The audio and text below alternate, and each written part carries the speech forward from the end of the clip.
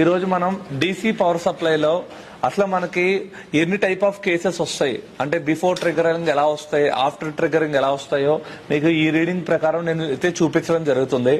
So దీనికి ముందు వీడియోలో నేను డీసీ పవర్ సప్లైని ఎలా సెట్ చేసుకోవాలి, ఈ మెమరీ 1 అంటే ఏంటి, మెమరీ 2లో ఎలా సెట్ చేసుకోవాలి, ఇవన్నీ చెప్పడం జరిగింది.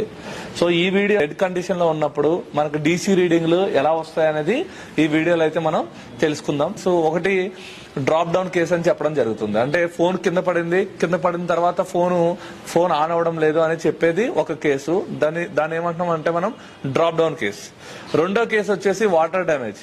అంటే వాటర్ లో పడింది, అప్పటి నుంచి మన ఫోన్ ఆన్ అవ్వడం లేదు, లేదంటే వాళ్ళ బాబు గాని పాప గాని నోట్లో పెట్టుకున్నారు, అప్పటి నుంచి ఫోన్ ఆన్ అవ్వట్లేదు, లేదా ఆయిల్ లో పడిపోయింది. సో ఇలా డిఫరెంట్ లిక్విడ్ డ్యామేజ్, ఇవన్నీ కూడా ఏంటంటే వాటర్ డ్యామేజ్ కూడా వస్తాయి అనమాట.